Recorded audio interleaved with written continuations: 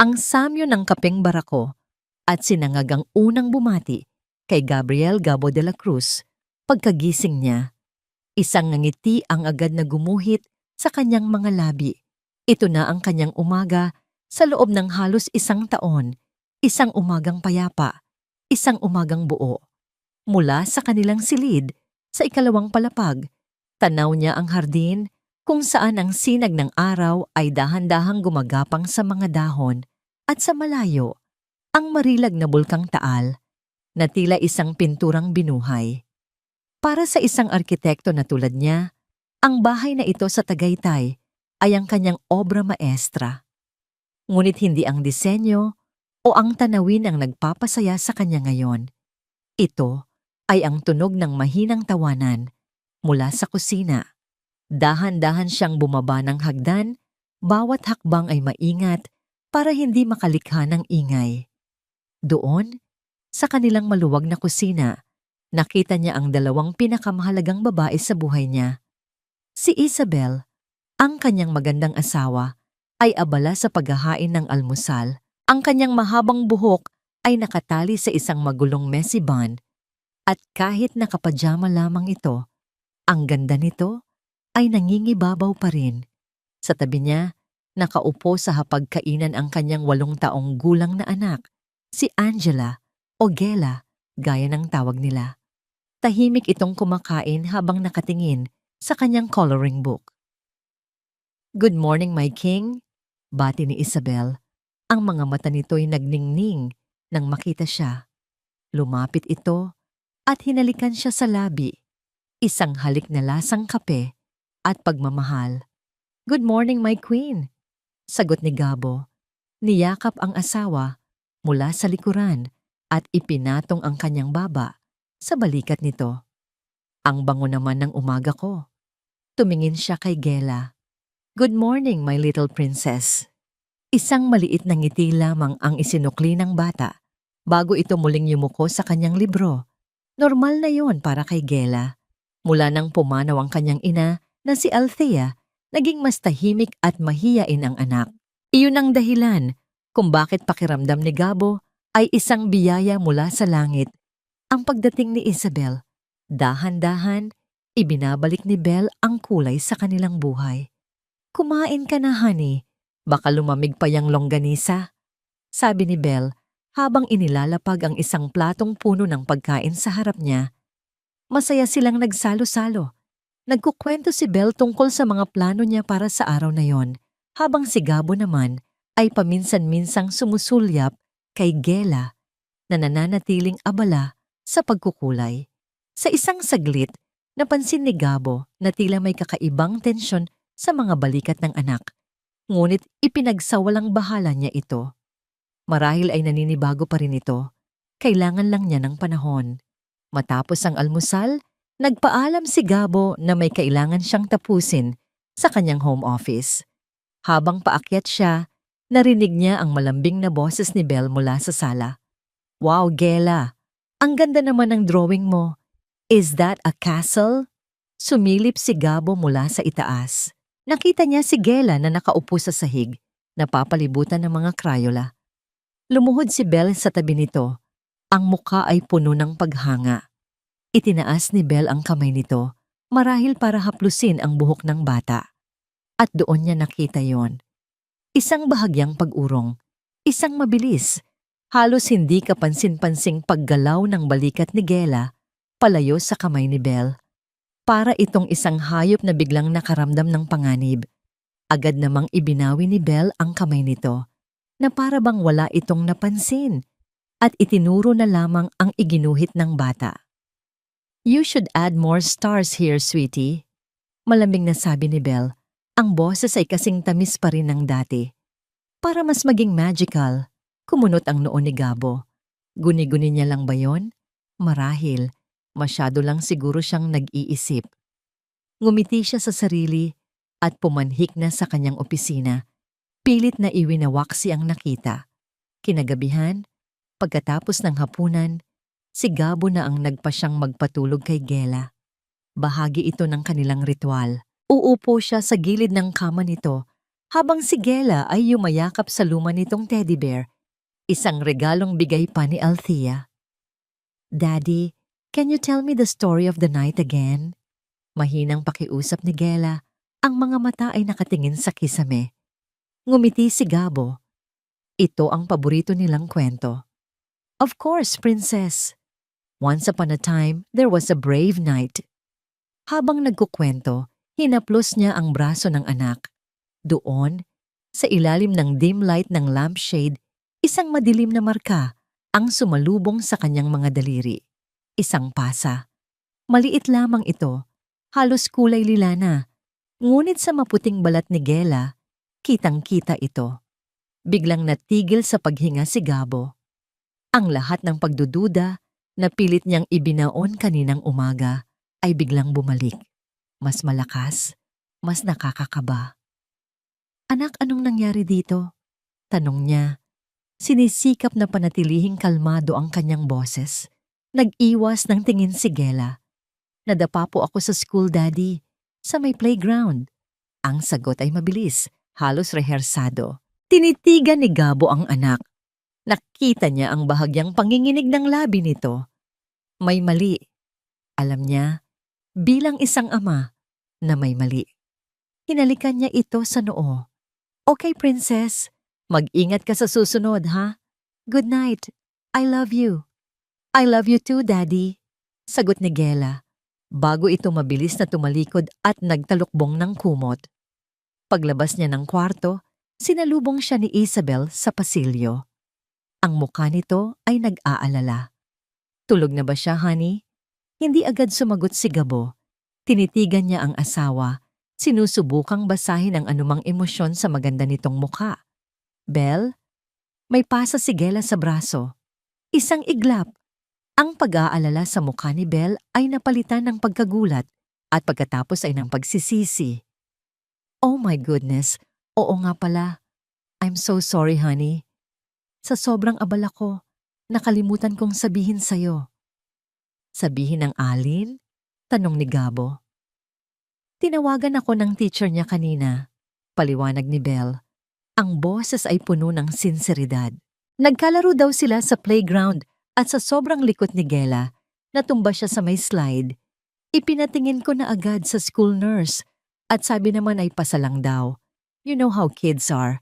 Napaka-clumsy. Kasalanan ko. I should have told you right away. Ang paliwanag ay perpekto, lohikal, kapani-paniwala. Bawat salita ni Belle ay tila isang malambot na una na pumapawi sa mga matutulis na tinik ng kanyang pagdududa. Nakahinga siya ng maluwag. Pakiramdam niya ay isa siyang hangal. Paano niya nagawang pag-isipan ng masama ang babaeng ito na walang ibang ginawa kundi mahalin sila? "It's okay, Belle. Nag-alala lang ako," sabi niya at niyakap ito ng mahigpit. "Salamat sa pag-aasikaso sa kanya."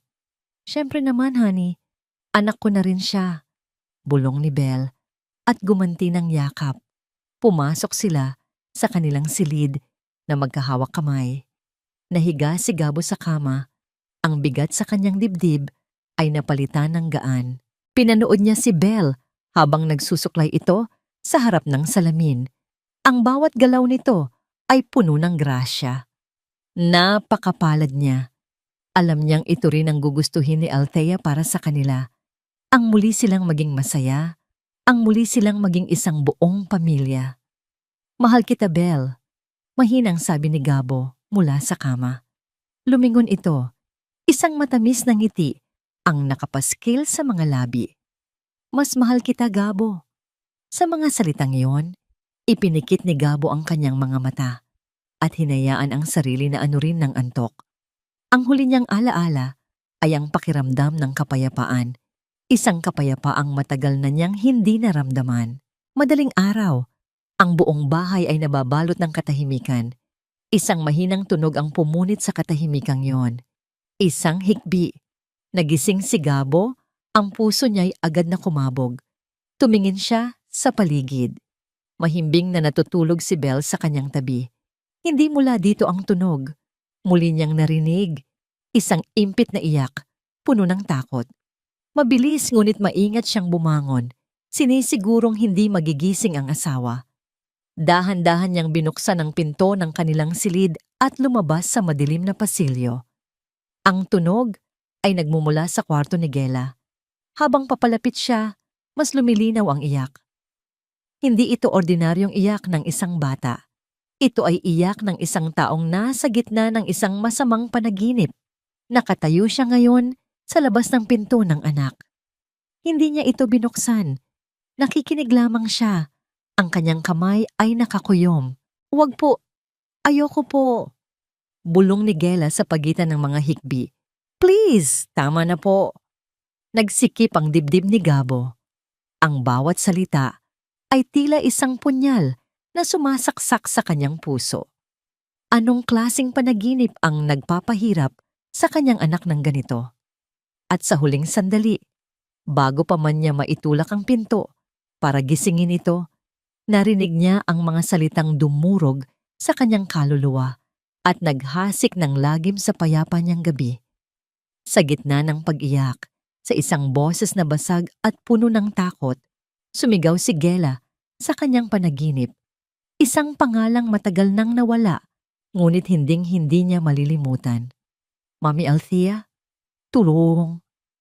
Hindi na nakatulog si Gabriel ng gabing iyon.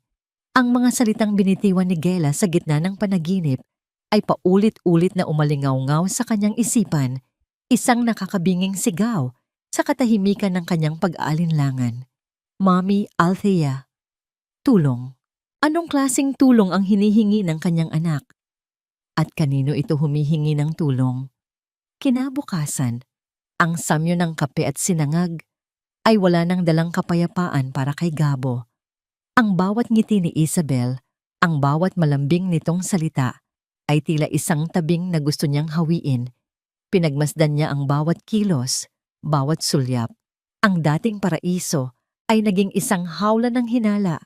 Sa almusal, sinubukan niyang maging normal, ngunit ang kanyang mga mata ay laging bumabalik kay Gela na mas tahimik pa kaysa karaniwan. Halos hindi nito ginagalaw ang pagkain sa plato. "Princess," malumanay na tawag ni Gabo. "Nagkaroon ka ng masamang panaginip kagabi. Okay ka lang ba?" Agad na napatigil sa pagsubo si Gela. Ang kanyang mga mata ay nanlaki at isang anino ng takot ang dumaan doon. Tumingin ito kay Belle na nakangiti sa kanila bago ito muling yumuko. Umiling lamang ito bilang sagot. Ang buhok nito ay tumatabon sa kanyang mukha. "Hayaan mo na, honey," sabi ni Belle na hinawakan ang kamay ni Gabo sa ibabaw ng mesa. "Kids have nightmares all the time. Baka napuyat lang sa paglalaro. Right, sweetie?" Hindi sumagot si Gela. Pakiramdam ni Gabo ay may isang pader na biglang itinayo sa pagitan nilang mag-ama. At si Isabel ang humahawak ng mga bloke.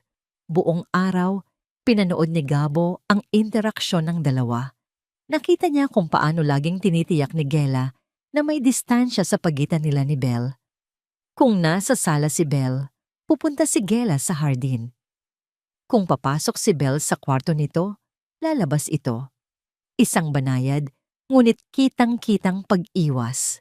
At si Belle, tila hindi ito napapansin, o kung napapansin man, ay magaling itong magpanggap. Ang mga ngiti nito ay kasing tamis pa rin. Ang boses ay kasing lambing pa rin. Hapon na nang mangyari ang insidenteng tuluyang gumising sa natutulog na halimaw sa loob ni Gabo. Nagmumula siya sa kanyang opisina nang marinig niya ang isang mahinang kalabog mula sa kwarto ni Gela na sinundan ng nakabibinging katahimikan. Nagmamadali siyang bumaba. Naabutan niya si Belle sa labas ng pintuan ng kwarto. Ang mukha nito ay nagpapakita ng pinaghalong lungkot at pag-aalala. "Honey, what happened?" tanong ni Gabo. Huminga ng malalim si Belle na tila naghahanda ng sarili. "Gabo, I'm so sorry." Si Gela, naglalaro siya sa loob at hindi niya sinasadyang natabig yung music box.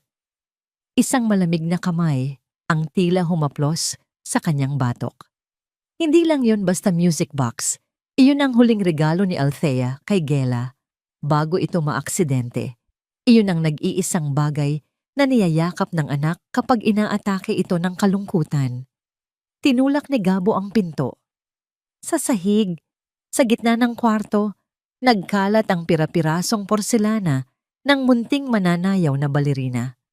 Sa tabi nito, ang kahoy na kahon ay basag ang takip at sa sulok, malayo sa mga piraso, nakaupo si Gela, yakap-yakap ang kanyang mga tuhod.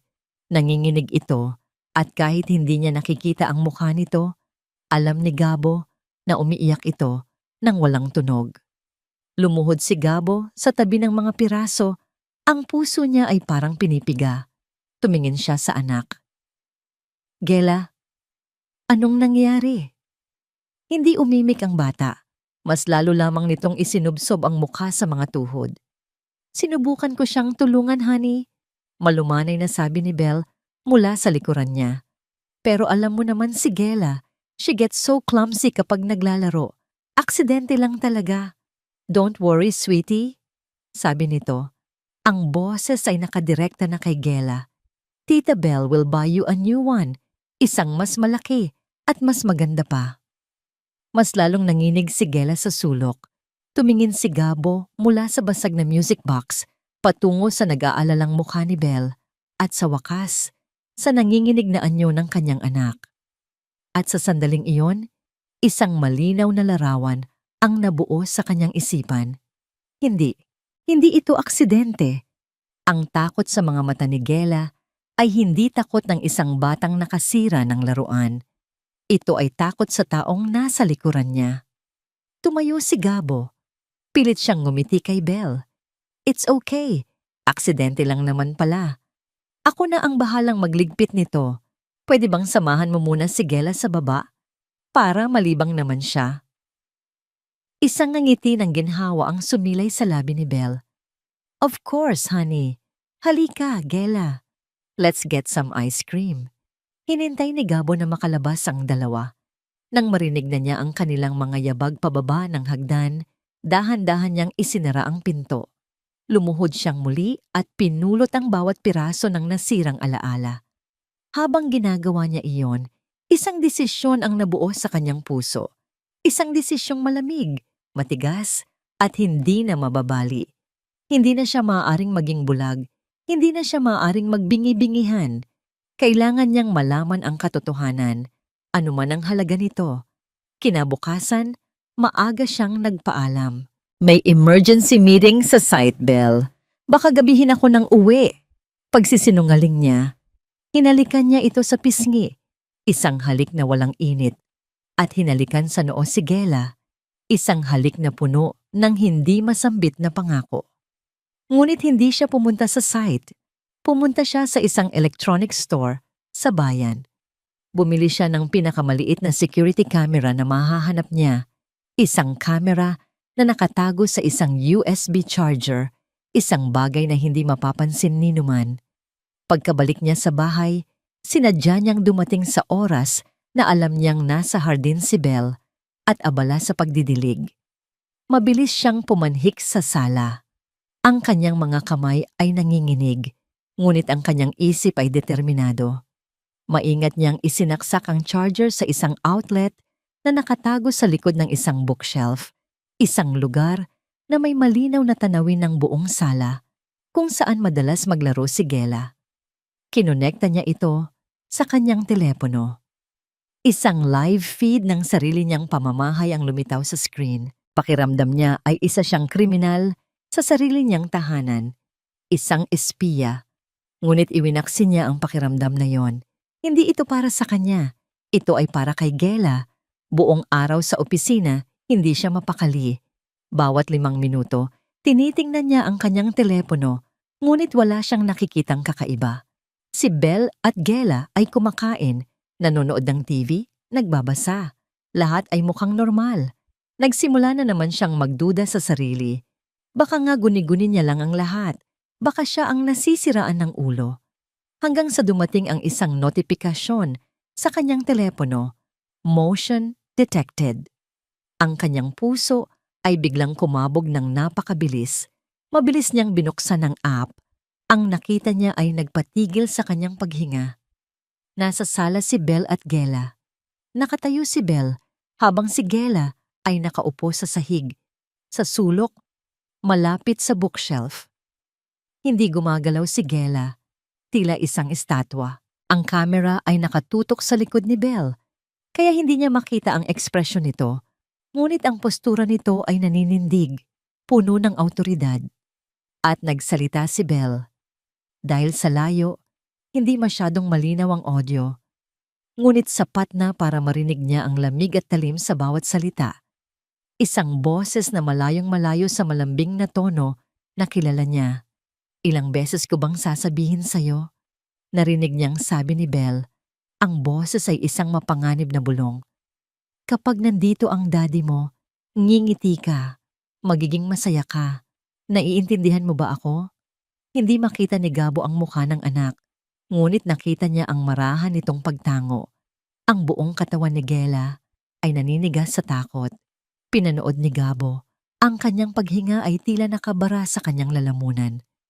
Ang babaeng pinakasalan niya, ang babaeng pinagkatiwalaan niya sa kanyang anak, ay nagbabago ng anyo sa harap mismo ng kanyang mga mata. Ang anghel ay nagiging isang halimaw. At pagkatapos, lumapit pa si Belle kay Gela. Yumuko ito hanggang sa magkapantay ang kanilang mga mukha, kahit na nakaupo ang bata sa sahig. Ang audio mula sa kamera ay bahagyang gumagaralgal, ngunit ang sumunod na mga salita ay kasing linaw ng isang basag na salamin at kasing talim ng isang patalim. Sa isang boses na malamig at walang emosyon na tumagos sa speaker ng telepono at dumiretso sa puso ni Gabo. Narinig niya ang sinabi ni Belle sa kanyang anak. You will do exactly as I say, or your daddy will be very, very sad. Halos mabitawan ni Gabo ang kanyang telepono. Ang hangin ay tila ninakaw mula sa kanyang mga baga. Ang apat na sulok ng kanyang opisina ay gumuho at sa gitna ng mga guho, isang katotohanan ang malinaw na nakatayo. Ang kanyang tahanan ay hindi isang kanlungan. Ito ay isang entablado. At ang kanyang anak ay isang bihag. Nakatitig lang si Gabo sa screen ng kanyang telepono. Ang imahe ni Belle na bumubulong sa kanyang anak ay tila nakaukit na sa kanyang mga mata. Hindi siya makagalaw. Hindi siya makahinga. Ang bawat tibok ng kanyang puso ay isang malakas na kalabog sa kanyang dibdib. Isang paalala na ang mundong kanyang binuo ay gawa pala sa salamin. At ngayon, ito'y basag na basag na. Isang malakas na puwersa, isang primordial na galit, ang bumuhos sa kanyang buong pagkatao. Gusto niyang sumigaw, gusto niyang magwala, gusto niyang umuwi. Kalad ka rin si Belle palabas ng bahay at ilayo ang kanyang anak sa demonyong yon. Pero, pinigilan niya ang sarili. Kung gagawin niya iyon, malalaman ni Belle na alam na niya. At sino ang nakakaalam kung ano ang kaya nitong gawin kay Gela kapag siya'y nagpadalos-dalos? Hindi. Hindi pwede. Ang kaligtasan ni Gela ang pinakamahalaga. Kailangan niyang mag-isip. Kailangan niyang maging matalino. Mabilis siyang tumayo. Kinuha ang susi ng kotse at lumabas ng opisina na hindi nagpapaalam kahit kanino. Kailangan niya ng hangin. Kailangan niyang makalayo. Nagsimula siyang magmaneho nang walang patutunguhan. Ang mga pamilyar na kalsada ng Tagaytay ay tila naging banyaga sa kanyang paningin. Ang bawat pamilyang masaya niyang nakikita sa daan ay tila isang insulto. Sa bawat puno, sa bawat gusali, ang nakikita niya lang ay ang mukha ni Belle. Isang mukhang puno ng kasinungalingan. Huminto siya sa isang tagong bahagi ng Tagaytay Ridge, isang lugar kung saan sila madalas mamasyal ni Althea noon. Mula roon, tanawang buong lawa at ang bulkan. Dati, ang tanawing ito ay nagbibigay sa kanya ng kapayapaan. Ngayon, wala itong ibang dala, kundi ang pait ng mga alaalang dinungisan. Biglang bumalik sa kanyang isipan ang lahat. Ang kanilang kasal, kung saan umiyak si Belle at nangakong mamahalin si Gela na parang tunay na anak. Ang mga hapunan kung saan sila nagtatawanan. ang mga gabi kung saan siya nito niyayakap at sinasabing siya ang nagligtas dito. Lahat kasinungalingan. Isang panlolokong perpektong isinagawa. At siya, sa kanyang pagkabulag dahil sa lungkot at pangungulila, ay naging napakadaling biktima. Ang galit niya kay Belle ay nahaluan ng galit sa sarili. Paano niya hinayaang mangyari ito? Paano niya hindi nakita ang mga senyales? Ang pag-urong ni Gela, ang mga rehersadong sagot, ang mga pasa. Napahampas siya sa manibela. Isang malakas, puno ng pigating hampas. Patawarin mo ako, Althea. Bulong niya sa hangin. Patawarin mo ako, anak. Sa gitna ng kanyang pagdurusa, isang kaliwanagan ang lumitaw. Tapos na ang pagluluksa. Tapos na ang pagiging biktima. Simula sa araw na ito, siya na ang mangangaso. Kinuha niya ang kanyang telepono. Nanginginig ang mga kamay niya, hindi na sa galit, kundi sa isang bagong determinasyon. Nag-scroll siya sa kanyang mga contact hanggang sa mahanap niya ang numero ni Gela. Pinindot niya ang call button. Bago pa siya magbago ng isip. Pagkatapos ng 2 ring, isang maliit na boses ang sumagot. Hello? Daddy? Huminga ng malalim si Gabo. Pinipilit na alisin ang panginginig sa kanyang boses. Hello, my princess. Kamusta ka? Naistorbo ba kita? Hindi po, Daddy. Nagko-coloring lang po ako. Sagot ng bata. Narinig ni Gabo ang boses ni Belle sa background. Sino yan, sweetie? Si Daddy mo ba? Opo. Sagot ni Gela. Mas mahina na ngayon. Okay. I just called to check on you. Sabi ni Gabo. Bawat salita ay maingat na pinipili. At para sabihin na mahal kita, okay? Huwag mo yang kakalimutan. Isang sandaling katahimikan. At pagkatapos ay isang halos pabulong na sagot. I love you too, Daddy. I have to go, princess. See you later. Bye, Daddy. Pagkababa niya ng tawag, pakiramdam niya ay mayroon na siyang sapat na lakas. Ibinaba niya ang listahan ng contact at nag-dial ng isa pang numero. Isang numero na matagal na niyang hindi tinatawagan. Sumagot ito sa unang ring. Oh, paring Gabo, napatawag ka. Akala ko nakalimutan mo na ang mga dukha. Isang maliit na ngiti ang sumilay sa labi ni Gabo. Ngunit hindi ito umabot sa kanyang mga mata. Miggy, sabi niya, ang boses ay seryoso at tuwid. Kailangan kong humingi ng pabor. Naramdaman marahil ni Inspector Miguel Suarez ang pagbabago sa tono ng kaibigan. Oo naman, pare. Ano yon? Project para sa bahay ko? Medyo mahal ata yon. Hindi tumawa si Gabo. Ang kanyang mga mata ay nakatutok sa lawa.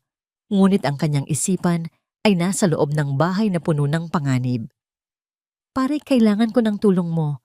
It's about my family. Gabi na nang magkaroon ng lakas ng loob, si Gabo na umuwi.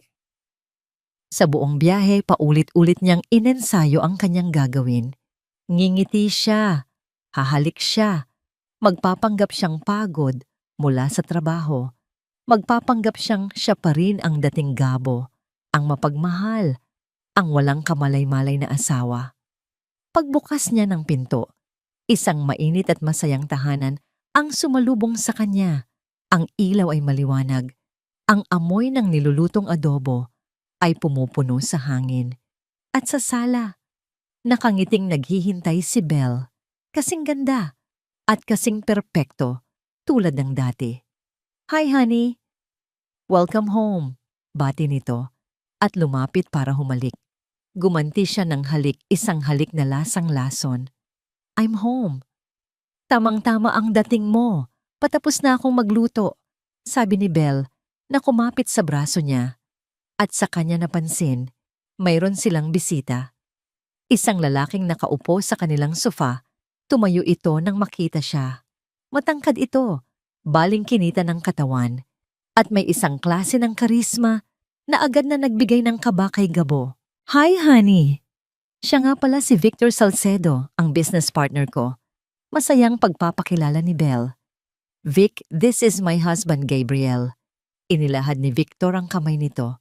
Ngumiti ito, ngunit ang nangiti, tulad ng kay Belle, ay hindi umabot sa mga mata.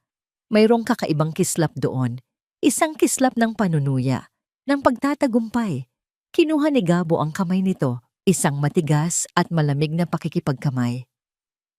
Habang magkatitigan sila, pakiramdam ni Gabo ay hindi lang siya nakikipagkamay sa isang business partner. Nakikipagkamay siya sa isang ahas, ang pinunong ahas. It's a pleasure to finally meet you, Gabriel, sabi ni Victor. Ang boses ay makinis at puno ng kumpiyansa. Belle has told me so much about you. And this house, napakaganda. You have a perfect life here. Bawat salita ay tila may dobling kahulugan. Ang salitang perpekto ay isang sampal sa kanyang mukha.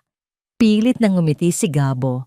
Ang kanyang mga panga ay naninigas sa pagpipigil. Salamat. Welcome sa aming tahanan. Sagot ni Gabo. Ang salitang tahanan ay parang abo sa kanyang bibig. Gela, anak, halika rito. Masayang tawag ni Belle mula sa kusina. Meet Tito Victor, my friend.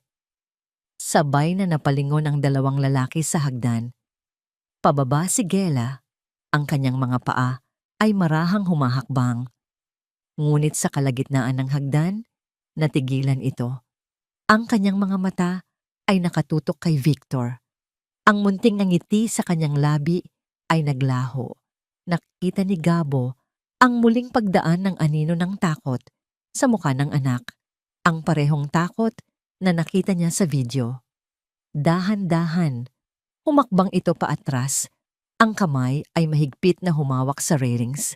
Ang reaksyong yon ay sapat na. Isang kumpirmasyon. Ang lalaking ito ay hindi lang basta bisita. Siya ang dahilan. Siya ang anino sa likod ni Belle. Isang malamig na ngiti ang sumilay sa labi ni Victor habang nakatingin kay Gela. Hello there, Angela. Ang ganda-gandang bata. Hindi umimik si Gela. Napakabait na bata at napakamahiyain, dugtong ni Victor. Ang tingin ay ibinalik kay Gabo. Sa sandaling iyon, sa gitna ng kanyang sala, naamoy adobo. Sa harap ng dalawang taong perpektong gumaganap sa kanilang mga papel, naunawaan ni Gabo ang lahat. Hindi ito simpleng pang-aabuso. Ito ay isang plano, isang kalkuladong operasyon. At ang dalawang taong ito, ang babaeng kanyang pinakasalan at ang estrangherong ito na may mga mata ng demonyo ay magkasabwat. Ang tawag niya kay Miggy kanina ay hindi lang isang tawag para sa tulong. Ito ang kanyang deklarasyon ng digmaan. Ngumiti si Gabo. Isang ngangiting puno ng lihim na hindi nila kailanman mababasa. Halina kayo. Kumain na tayo. Habang naglalakad sila patungo sa hapagkainan, si Belle ay masayang nakakapit sa braso ni Victor. Nagtatawanan sa isang birong sila lang ang nakakaintindi. Si Gabo ay nasa likuran nila. Pinagmamasdan ang dalawa. Ang bangungot ay hindi pa nagsisimula. Ang totoo, matagal na pala siyang naninirahan sa loob nito. Ngayon lang siya nagising. At ang giyera para sa kaligtasan ng kanyang anak ay ngayon palang tunay na magsisimula.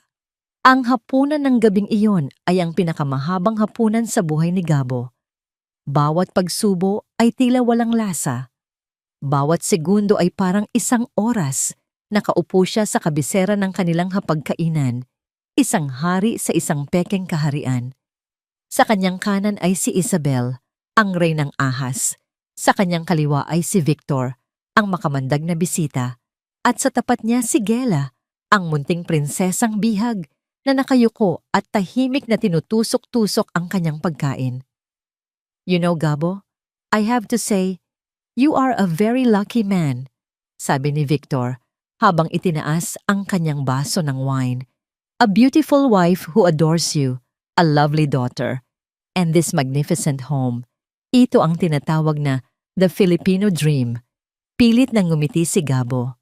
Salamat, Vic. Maswerte nga ako. Ang mga salita ay parang lason na lumalabas sa kanyang bibig. Talagang-talaga. Segunda ni Belle, na masuyong hinaplos ang braso ni Gabo.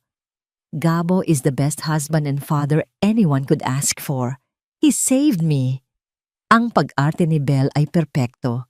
Ang mga mata nito ay kumikinang. Ang boses ay puno ng pagsamba. Kung hindi lang niya napanood ang video, maniniwala siya. Maniniwala siyang muli. Nakikita ko nga, sabi ni Victor. Ang tingin ay nasa kanya pa rin. Tila sinusuri ang bawat reaksyon niya. A perfect family. Perpekto. Ang salitang yon. Paulit-ulit. Bawat bigkas ay isang sampal. Habang nagpapatuloy ang kanilang masayang usapan tungkol sa negosyo, sa mga plano sa hinaharap, sa kung gaano kaganda ang Tagaytay, ang isip ni Gabo ay lumilipad. Naalala niya ang sinabi ni Miggy sa telepono kanina. Pare, makinig ka. Huwag kang gagawa ng kahit anong padalos-dalos. Kung tama ang hinala mo, mapanganib sila. For now, you have to act normal. Maging asawa ka, maging ama ka. At habang ginagawa mo yan, mag-ipon ka ng ebidensya. Recordings, pictures, documents, kahit ano. We need proof, Gabo, solid proof. Ebidensya. Iyon ang kailangan niya. Isang ideya ang biglang pumasok sa kanyang isip. Sinadya niyang ibagsak ang kanyang tinidor. Gumawa ito ng malakas na kalansing sa sahig. Oops, sorry, sabi niya. Habang yumuyuko siya para kunin ito, pasimple niyang kinuha ang kanyang telepono mula sa bulsa. Binuksan niya ang voice recorder app at pinindot ang record. Pagkatapos, maingat niyang inilagay ang telepono sa ilalim ng sofa na nasa tabi ng kanilang dining table sa likod ng isang palamuting unan, isang malaking sugal. Ang clumsy ko naman, sabi niya nang muling umupo. Tumawa si Belle. Pagod ka lang siguro, honey. Nagpatuloy ang gabi. Nagbukas pa sila ng isa pang bote ng wine. Si Gabo ay nakikitawa, nakikipagkwentuhan, habang ang kanyang puso ay bumibilis sa bawat segundong ang telepono niya ay nagre-record sa ilalim ng sofa. Nang magpaalam si Victor, hating gabi na. Hinatid nila ito sa pinto. It was a pleasure, Gabo, sabi ni Victor na muling inilahad ang kamay. The pleasure is all mine, sagot ni Gabo na tinanggap ang kamay nito. Sa pagkakataong ito, mas diniinan niya ang hawak, sapat lang para iparamdam ang lakas na itinatago niya. Isang banayad na pagbabanta na tanging silang dalawa lang ang nakakaalam. Isang mabilis na pagbabago sa ekspresyon ni Victor ang nagsabi kay Gabo na nakuha nito ang mensahe. Mag-ingat ka sa pagmamaneho, sabi ni Belle, na humalik sa pisngi ni Victor. Isang halik na mas matagal kaysa sa dapat para sa isang business partner. Nang makaalis na ang sasakyan ni Victor, pumasok sila sa loob. Agad na niyakap ni Belle si Gabo. Grabe, honey. I'm so happy na nagkakilala na kayo ni Vic. He's a great guy, di ba? Malaki ang maitutulong niya sa atin. Mukha nga, maikling sagot ni Gabo. Sabay kalas sa yakap. Inaantok na ako. Akyat na ako. Kailangan niyang makuha ang telepono. Teka, honey. Tulungan na kitang magligpit. Alok ni Belle. Wag na. Ako na. You cooked. It's my turn. Sabi ni Gabo. Pinipilit na ngumiti. Magpahinga ka na. Nakangiting tumango si Belle at umakyat na sa itaas. Hinintay ni Gabo na marinig ang pagsara ng pinto ng kanilang silid bago siya dahan-dahang lumapit sa sofa. Mabilis ngunit maingat, kinuha niya ang kanyang telepono. Success! Hindi siya nagligpit ng mga plato. Dumiretso siya sa kanyang home office at isinara ang pinto. Isinaksak niya ang earphone sa kanyang telepono at pinindot ang play. Ang unang bahagi ng recording ay puro usapan mula sa hapunan. Pilit niyang pinakinggan, hinahanap ang anumang lihim na mensahe ngunit wala. Ang kanilang pag-uusap ay malinis. Nagsimula siyang mainis. Baka wala siyang nakuha. Hanggang sa dumating ang bahaging nagpaalam na si Gela para matulog. Narinig niya ang boses ni Belle. Good night, sweetie. Sweet dreams. Narinig niya ang mabibigat na yabag ng anak paakyat. At pagkatapos, isang sandaling katahimikan. At nagsalita si Victor Ang boses ay mas mababa na ngayon. Mas seryoso. He suspects nothing. Of course not, sagot ni Belle. May halong pagmamalaki sa boses. He's too blinded by grief. At sa ganda ko, syempre, isang mahinang tawa. Don't get too confident, Belle. Mukhang matalino si Gabo. Babala ni Victor. Stick to the plan. Kailangan nating makuha ang mga investment documents niya. I know, I'm working on it, sabi ni Belle. Pero itong bata, she's getting difficult. Tahimik lang. Pero ramdam ko, lumalaban na. Isang malamig na kaba ang gumapang sa buong katawan ni Gabo. Then you have to be more convincing, sabi ni Victor. Ang boses ay walang emosyon. Gawin mo ang dapat mong gawin. Just one more accident, Belle. Isang malaki-laking aksidente. Then, we'll have enough to disappear. Isang malaki-laking aksidente. Ang mga salitang yon ay tumatak sa isip ni Gabo. Ang kanyang anak, ang kanyang munting prinsesa, nasa panganib. Isang napakalaking panganib. Pinatay niya ang recording. Ang kanyang mga kamay ay nanginginig. Ito na. Ito na ang solidong ebidensya na kailangan ni Miggy. Ngunit hindi pa ito sapat. Kailangan pa niya. Kailangan niyang malaman kung ano ang nasa investment documents na yon. Kinabukasan, habang nasa trabaho, tumawag siya sa kanyang bangko gamit ang isang dahilan. Nalaman niya na sa loob ng nakaraang 6 na buwan, mayroong mga regular na withdrawal mula sa isang account na nakapangalan sa kanya at kay Gela, isang trust fund na iniwan ni Althea. Ang mga withdrawal ay inililipat sa isang account ng isang child therapy clinic. Isang clinic na nang suriin niya online ay hindi pala umiiral. Ang pera ni Gela, ang perang para sa kinabukasan ng kanyang anak, ninanakaw. Pag-uwi niya ng gabing iyon, isang plano ang nabuo sa kanyang isipan. Kailangan niyang makita ang laptop ni Belle. Hinintay niyang maligo ito. Honey, gagamitin ko lang yung laptop mo, ha? May kailangan lang akong i-check. Ang bagal ng computer ko, sabi niya. Sure, honey. Go ahead, sagot ni Belle mula sa banyo. Mabilis niyang binuksan ang laptop. Pinrotektahan ito ng password. Sinubukan niya ang birthday ni Belle. Mali. Ang anniversary nila. Mali. Ang pangalan niya. Mali. Nagsimula siyang kabahan. At bigla, isang ideya ang pumasok sa isip niya. Isang pangalan na narinig niya mula sa recording. Victor. Tinype niya. Mali pa rin. Ano pa ba? Isang bagay na importante sa kanila. Ang kanilang proyekto. Ang kanyang pamilya. Tinype niya, De La Cruz family. Nag-unlock ang laptop. Napanganga siya. Ang kapal ng mukha nila. Mabilis niyang isinaksak ang isang USB flash drive at sinimulang kopyahin ang mga folder na may label na financials at business proposals. Habang naglilipat ang mga file, naririnig niya ang pagpatay ng shower. Malapit na. Ang progress bar ay nasa 80%. 80%. Narinig niya ang pagbukas ng pinto ng banyo. 90%? 95%? Honey, what are you doing? Mabilis niyang hinugot ang USB. Tapos na. Nag-check lang ako ng email, sabi niya. Isinasara ang laptop. Ang puso niya ay dumadagundong. Itinago niya ang USB sa kanyang bulsa. Ngumiti si Belle. Nakasuot ng bathrobe. Ang buhok ay basa pa. Okay. Tara na, matulog na tayo. Habang nakahiga sila sa dilim, si Gabo ay gising na gising. Sa kanyang bulsa, ang USB ay parang isang mainit na bakal, isang piraso ng ebidensya na maaring maging susi sa kaligtasan ng kanyang anak o maging dahilan ng isang mas malaking kapahamakan.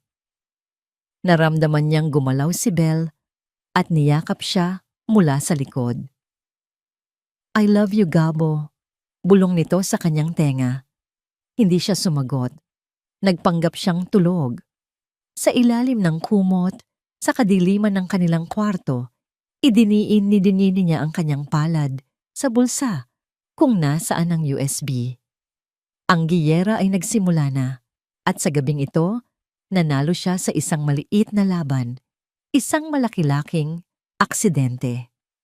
Ang mga salitang yon ni Victor ay naging isang sigaw na gumigising kay Gabo sa gabi at isang aninong sumusunod sa kanya sa umaga.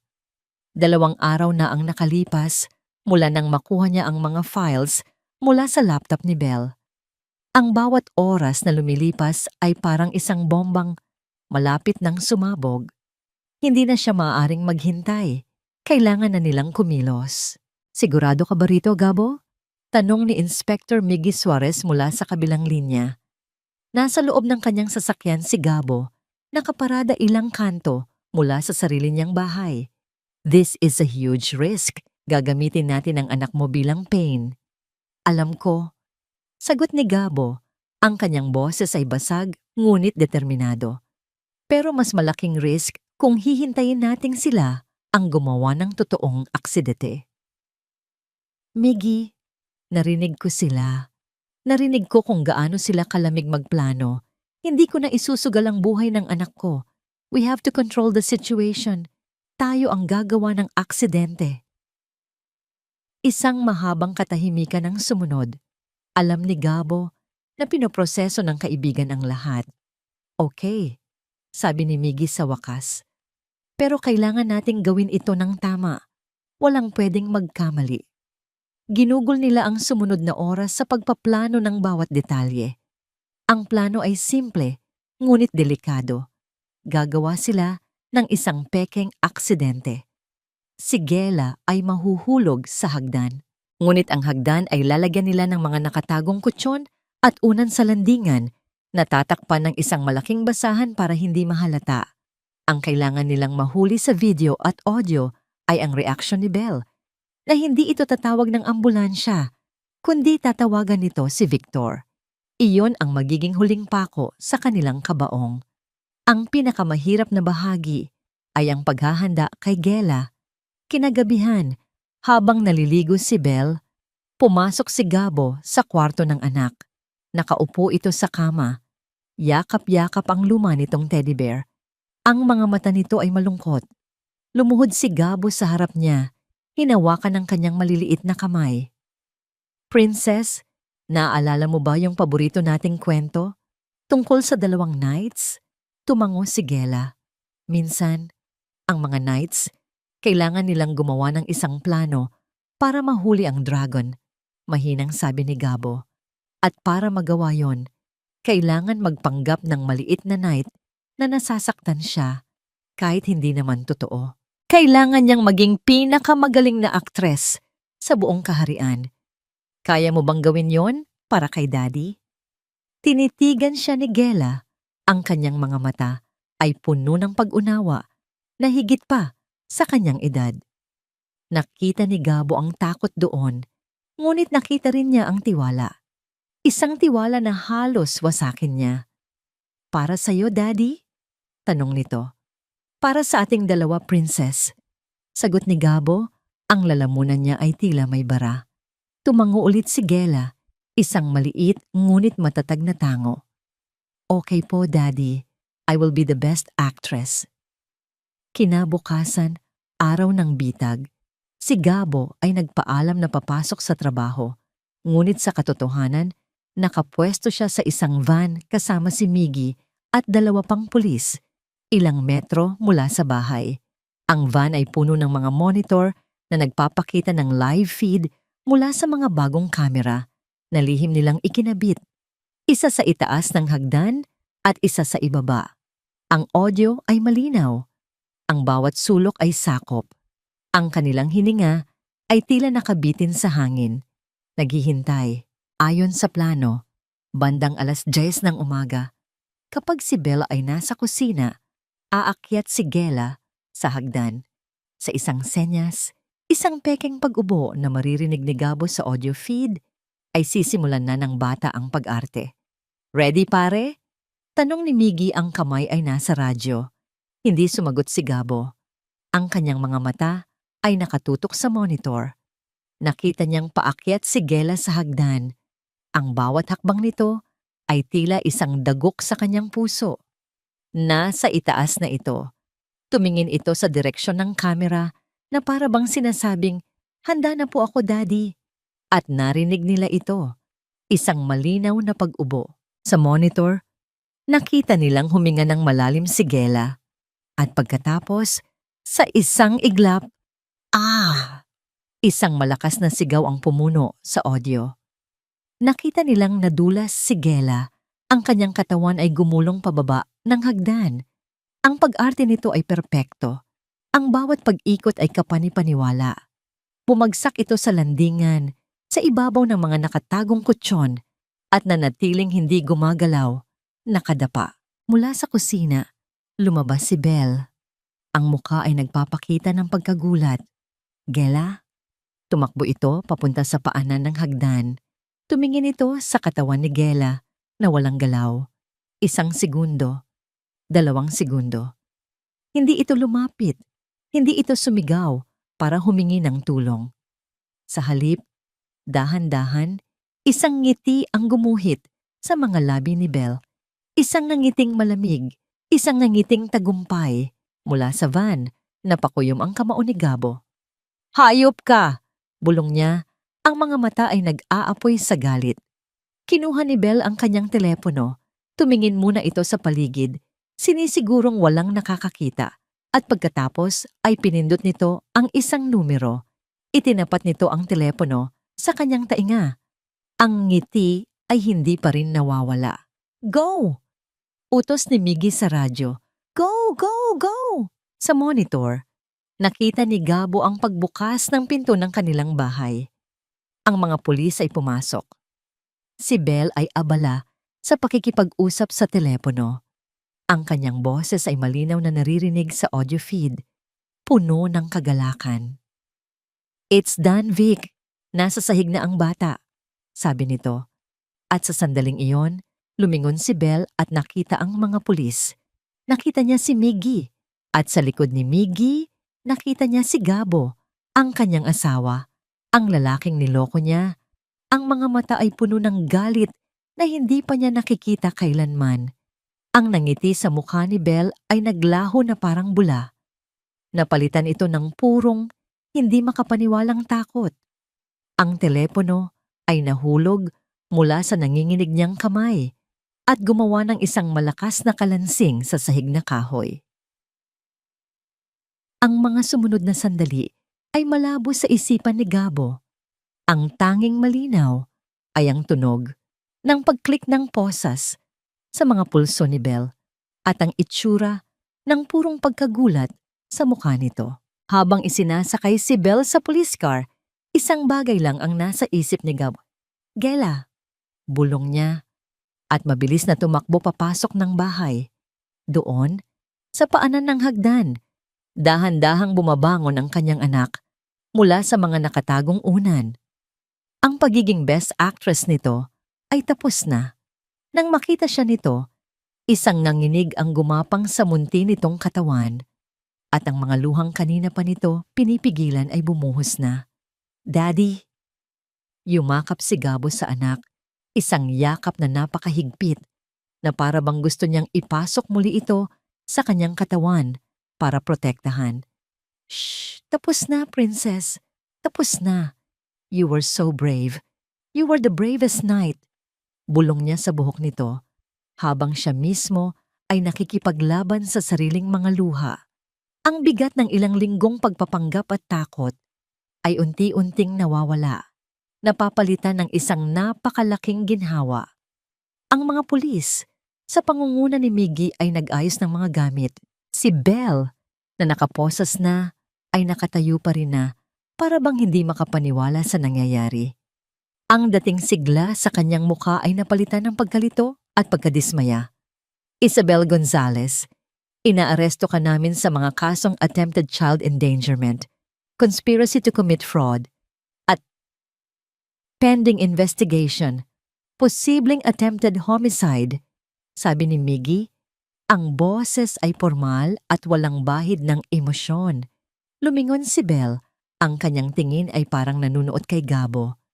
"Gabo? Ginawa mo to? Pinaniwalaan mo ang batang yan kaysa sa akin?" Ang boses nito ay lumalakas. nagiging hysterical. After everything I did for you, for this family, hindi sumagot si Gabo. Niyakap lang niya si Gela. Ang kanyang mundo ay nakasentro lamang sa munting katawan na yumayakap sa kanya. Dinala si Belle sa police station. Makalipas ang ilang oras, habang nakatulog na si Gela sa kanyang sariling silid, nakaupo si Gabo sa interrogation room. Malamig at walang buhay ang kwarto. Kabaligtaran ng magulo niyang damdamin. Katapat niya si Miggy, kasama ang isang forensics officer. Nasa harap nila ang isang maliit na mesa kung saan nakalatag ang ilan sa mga nakuha nilang ebidensya. Ang audio recording, mga kopya ng files mula sa laptop ni Belle, at ang basag na music box ni Gela. Gabo, we have Belle in custody. Simula ni Miggy. She's been interrogated. Sa umpisa, nanindigan siyang aksidente lang lahat, na nagpanggap si Gela. Pero nang ipakita namin ang audio recording mo at ang mga files na nakuha natin sa laptop niya, huminto si Miggy bumuntong hininga. Hindi na niya napigilan. She confessed to the fraud, the extortion. She admitted to the plan na gumawa ng malaki-laking aksidente para makakuha ng pera mula sa'yo. Naramdaman ni Gabo ang paghigpit ng kanyang dibdib. Ang pag-amin ni Belle sa plano ay isang malaking tagumpay, ngunit may kulang pa. Pero patuloy ni Miggy ang kanyang muka ay naging mas seryoso.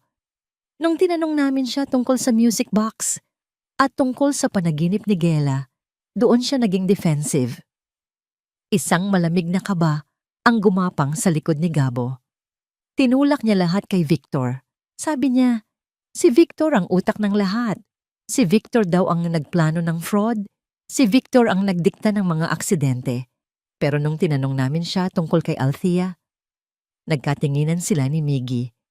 May sinabi siya na hindi namin maintindihan. Isang bagay na hindi namin ma-verify sa ngayon. Pero baka ito ang koneksyon na hinahanap mo. Ano yon? Tanong ni Gabo. Ang boses ay tila nahihiwalay sa kanyang lalamunan. Sabi niya, hindi lang pera ang habol ni Victor. It's more than that. May kinalaman ito kay Althea. Muling binigkas ni Miggy ang mga salitang iyon na parang may pagtataka. I don't know what she meant, Gabo. Hindi niya ma-explain ng maayos. Parang hindi lang pagnanakaw ang motibo ni Victor. Parang may personal itong galit kay Althea. But she couldn't give us anything concrete. Hindi niya alam kung paano. Napasalampak si Gabo sa upuan. Althea, ang pinakamalalim na sugat na hindi pa naghihilom. Ang misteryo ng kanyang kamatayan. Kung totoo ang sinabi ni Belle, kung ang lahat ng ito ay simula pa lamang ng isang mas malaking plano na may kinalaman sa pagpatay sa kanyang asawa. Miggy, sabi ni Gabo, ang boses ay puno ng bagong determinasyon. Kailangan nating hanapin si Victor Salcedo. Hindi lang siya accessory sa pandaraya. Kung totoo ang hinala ni Belle, posibleng siya ang pumatay kay Althea. Napatitig si Miggy kay Gabo. Nakita nito ang bagong alab sa mga mata ng kaibigan nito. Hindi na ito ang nagdadalamhating ama na naghahanap ng katarungan para sa anak. Ito ay isang taong handang harapin ang nakaraan, anuman ang maging kabayaran. Alam ko, Gabo, sabi ni Miggy, tumango. We're already doing everything we can. But Victor Salcedo, he's good. Vanished without a trace. Parang bula. Bumuntong hininga si Gabo. Nanlaki ang kanyang mga mata nang may maalala siya. Ang mga files na nakuha niya mula sa laptop ni Belle, mga proposal, mga pangalan.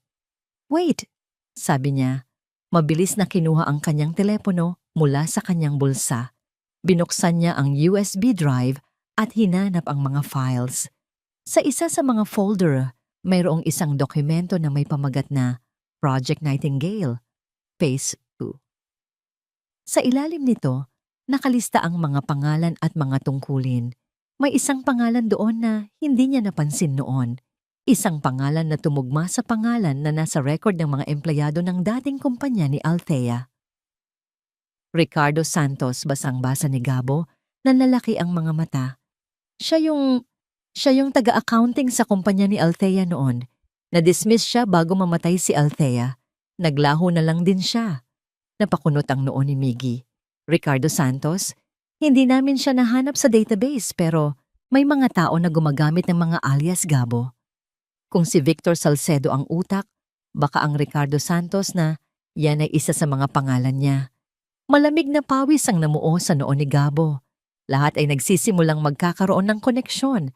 Ang pandaraya, ang mga aksidente, ang pagkawala ni Ricardo Santos, ang paglitaw ni Victor Salcedo, at ang pinakamalalim na misteryo, ang pagkamatay ni Althea.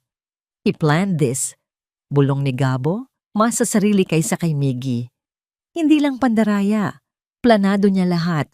May kinalaman talaga siya kay Althea. Tinitigan siya ni Miggy, nakikita ang bigat ng katotohanang bumabagsak sa kanyang kaibigan. Gabo, kung tama ang hinala natin, nasa panganib ka.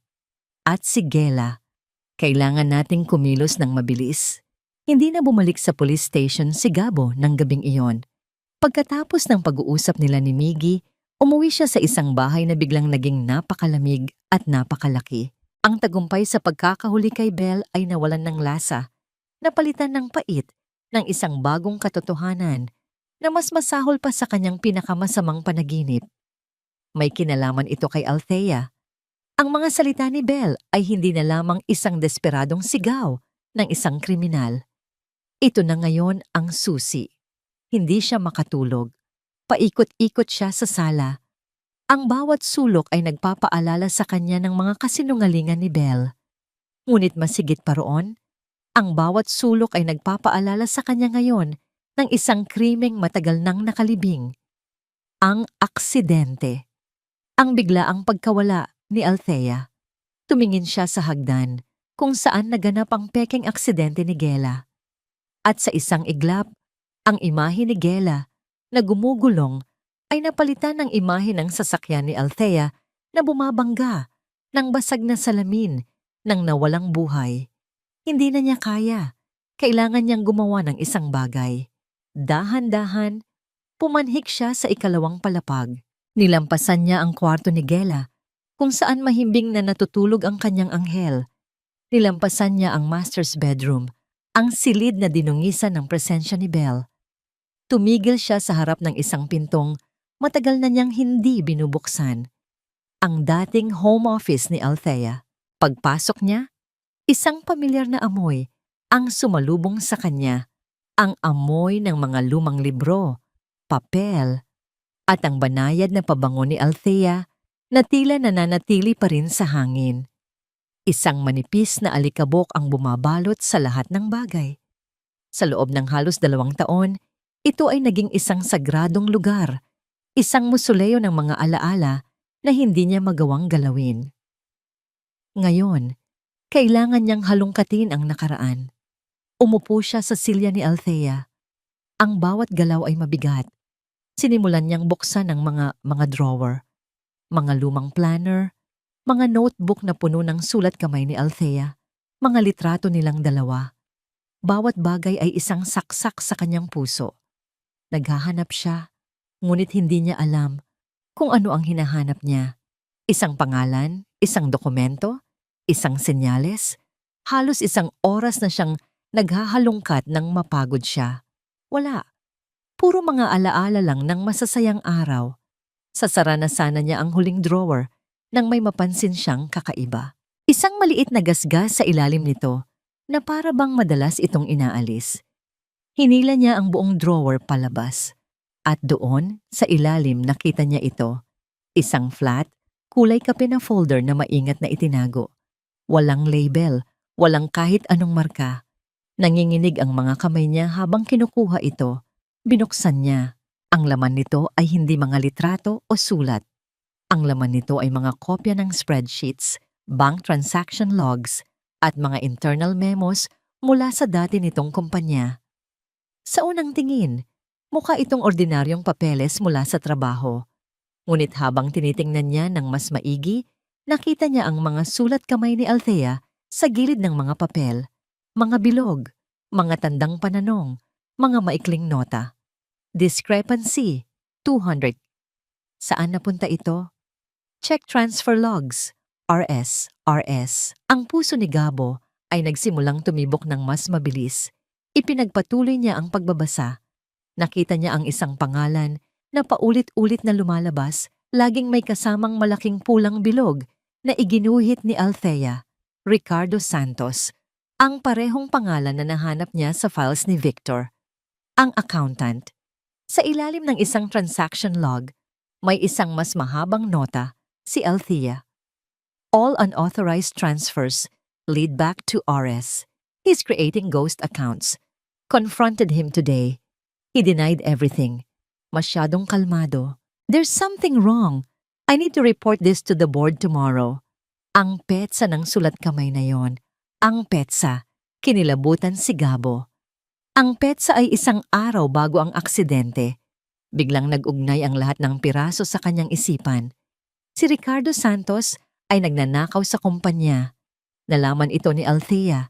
Kinumpronta niya ito. Naghanda siyang i-report ito. Kinabukasan, namatay si Althea dahil sa faulty brakes. At si Ricardo Santos, naglaho na parang bula. At pagkalipas ng isang taon, isang lalaking nagngangalang Victor Salcedo ang pumasok sa kanyang buhay kasama ang isang babaeng perpekto ang nangiti at sinimulan siyang sirain, piraso bawat piraso. Si Ricardo Santos ay si Victor Salcedo. Hindi na ito hinala. Sigurado na siya. Hindi ito pagnanakaw na nauwi sa pagpatay. Ito ay pagpatay na sinundan ng isang mahaba at kalkuladong paghihiganti. Gusto ni Victor na kunin ang lahat mula sa kanya. Ang kanyang pera, ang kanyang anak, ang kanyang katinuan, bilang ganti sa muntik ng pagkakabunyag sa kanya ni Althea. Napasandal si Gabo sa silya. Ang mga papel ay nanginginig sa kanyang mga kamay. Ang bigat ng katotohanan ito ay halos dumurog sa kanya. Ang kanyang asawa ay hindi namatay sa isang aksidente. Pinatay siya. At ang mamamatay tao ay nakapasok sa kanyang tahanan, kumain sa kanyang hapag, at nagplano ring kunin ang kanyang anak. Sa gitna ng nakabibinging katahimikan ng silid, biglang tumunog ang kanyang telepono. Nagulat si Gabo. Tiningnan niya ang screen. Si Miggy. Sinagot niya ito. Ang kanyang lalamunan ay tuyo. Miggy? Gabo. Sabi ng kaibigan sa kabilang linya. Ang boses nito ay walang bahid ng pagiging palakaibigan. Ito ay boses ng isang pulis na may dalang masamang balita. Gabo, listen. We reopened Althea's case based on Bell's statement.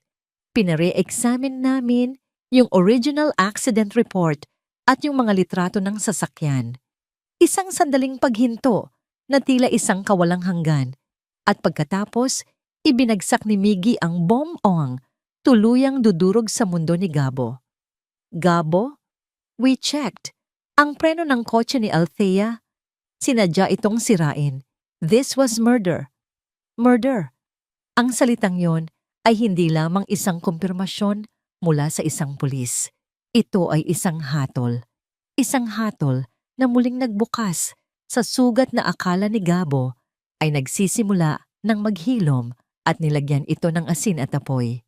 Pagkababa niya ng telepono, nanatili siyang nakaupo sa silya ni Althea, napapaligiran ng mga multo ng nakaraan hanggang sa sumikat ang araw. Wala siyang naramdaman kundi isang malalim at nagyayelong galit. Ang sumunod na araw ay naging isang malaking kaguluhan. Opisyal nang binuksan muli ang kaso ng pagkamatay ni Althea de la Cruz. Ang pangalan ni Victor Salcedo, alias Ricardo Santos, ay nasa lahat na ng balita. Isang manhunt operation ang inilunsad sa buong bansa. Ang kwento ng kanilang perpektong pamilya ay naging isang pambansang bangungot, isang cautionary tale na pinagpipiestahan ng media. Ang dating financial controller na si Victor Salcedo, aka Ricardo Santos, ay pinaghahanap na ngayon kaugnay sa dalawang kaso.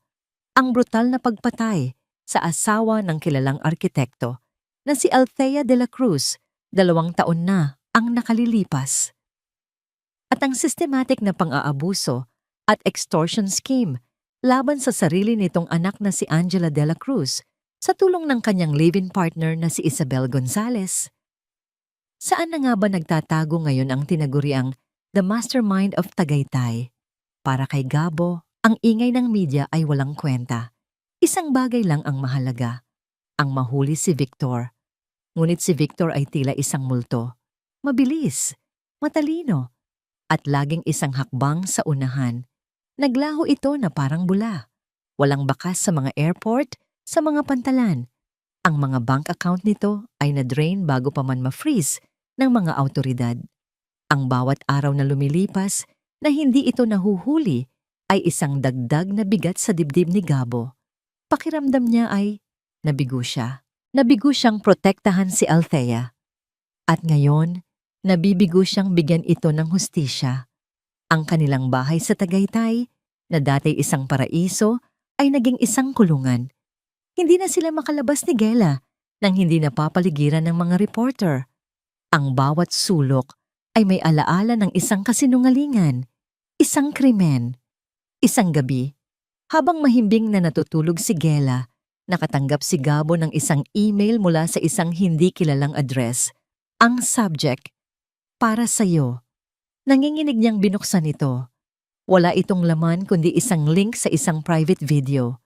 Pinindot niya ito. Ang mukha ni Victor Salcedo ang bumungad sa screen. Nakangisi ito. Ang mga mata ay puno ng pagkutya. Nasa loob ito ng isang kwarto na mukhang hotel at sa labas ng bintana ay gabi. Hello, Gabriel. Bati nito. Ang boses ay kalmado at mapanlait. O dapat ba, Gabo? Yan ang tawag sa'yo ng mahal mong asawa, di ba? Alin sa kanila? Si Althea o si Isabel? Isang masamang tawa ang kumawala sa mga labi nito. Pinapanood kita sa balita. Grabe, sikat na sikat ka. Ang tragic hero. Ang gwapong byudo na niloko ng lahat. Nakakaiyak naman ang kwento mo. Sabi nito, na may pekeng lungkot sa boses. Pero alam mo, kulang ang kwento nila. Gusto mo bang malaman ang totoong nangyari? Si Althea, napakatalino niyang babae. Masyadong matalino para sa kanyang ikabubuti. Nakita niya ang hindi dapat makita. At tulad mo, masyado siyang matapang. Kinumpronta niya ako. Akala niya siguro, matatakot ako. Huminga ng malalim si Victor, na para bang inaalala ang isang masayang sandali. Ang ganda niya nung araw na yon, Gabo. Papunta siya sa board meeting. Nakapulang bestida. Sinabi niya sa akin na sisirain niya ako. Sabi ko sa kanya, "No, Althea, ako ang sisira sa'yo." At ginawa ko nga. Ang preno? Isang simpleng hiwa lang pala ang kailangan. Isang maliit na hiwa para tapusin ang isang malaking problema. Napatakip si Gabo sa kanyang bibig. Pinipigilan ng isang sigaw ng pangingilabot at galit. At ikaw? Patuloy ni Victor. Ang nangisi ay mas lumapad. Ikaw ang dessert. Ang paghihiganti ko. Naisip ko, ano ba ang pinakamasakit na paraan para wasakin ang isang lalaki? Kunin ang pera niya? Oo, pero mas masakit kung sisirain mo ang puso niya, ang pamilya niya. Kaya ipinadala ko si Belle. At ikaw, nabulag sa pagluluksa. Kinagat mo ang pain. Kinain mo. Nilunok mo ng buong buo. Pinanood ko kayong buuin ang peking pamilya ninyo. At habang ginagawa nyo yon, dahan-dahan kong kinukuha ang lahat mula sa'yo. Ang pera, ang kapayapaan, ang anak mo. At ang pinakamasaya sa lahat, ginawa ko yon gamit ang mukha ng pag-ibig. Huwag mo na akong hanapin, Gabo. Sa oras na mapanood mo ito, malayo na ako. Napakalayo. Nanalo ako. Tandaan mo yan. Sa huli ako ang nanalo. At ikaw? Naiwan ka dyan. Naiwan ka sa impyernong ako mismo ang gumawa para sa'yo. Biglang natapos ang video. Napasigaw si Gabo. Isang sigaw na hindi niya alam na kaya niyang gawin. Isang sigaw ng purong sakit, galit at kawalan ng pag-asa. Ibinagsak niya ang kanyang laptop sa sahig. Nagkalat ang mga piraso nito, tulad ng kanyang durog na buhay. Hinablot niya ang isang litrato ni Althea mula sa mesa. Patawad. Hikbin niya. Patawad. Mahal ko. Umupo siya sa sahig, sa gitna ng dilim, napapaligiran ng mga basag na piraso ng kanyang nakaraan.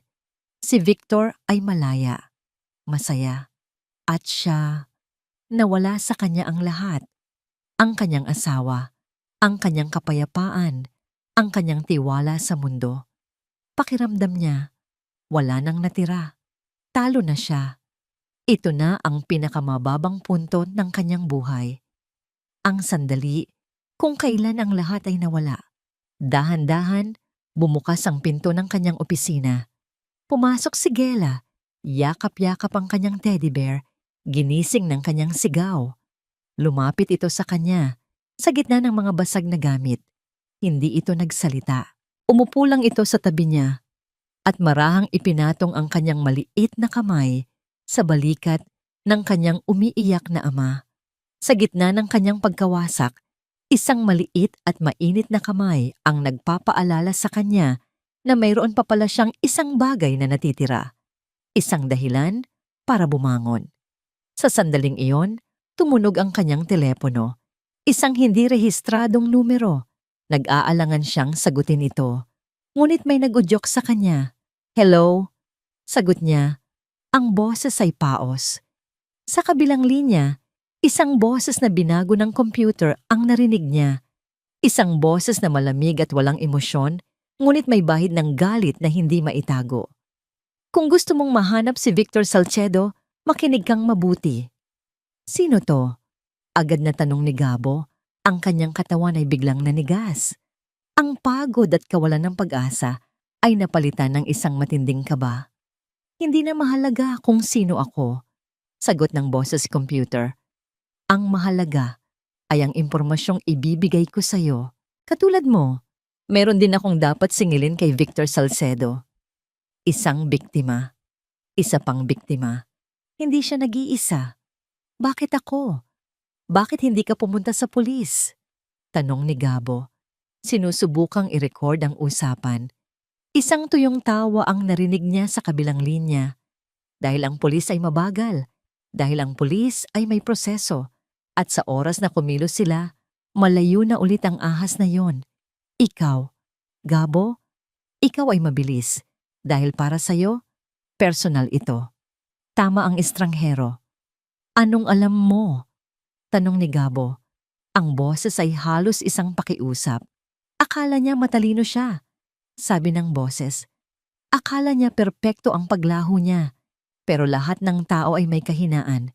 Ang kahinaan ni Victor ay ang kanyang kayabangan at ang kanyang pera. Hindi niya kayang iwanan ang lahat ng ninakaw niya. Hindi pa siya umaalis ng bansa. Napahigpit ang hawak ni Gabo sa telepono. Nasaan siya? Nasa isang pribadong daungan sa Batangas, isang lugar na pag-aari ng isa sa mga dati niyang kasosyo sa krimen. Mayroon siyang yate. Hinihintay lang niyang humupa ang balita. At pagkatapos ay tatakas na siya papuntang Malaysia. Bukas ng gabi ang alis niya. Batangas, isang yate. Bukas ng gabi. Ang mga detalye ay tila isang sinag ng liwanag sa madilim na silid ng kanyang desperasyon. "Paano ako makakasigurong totoo to? Baka bitag to," sabi ni Gabo. Ang pag-aalinlangan ay nagsisimulang pumasok. "Hindi mo kailangang maniwala sa akin," sagot ng boses. "Pero tanungin mo ang sarili mo, Gabo. May iba ka pa bang pagpipilian?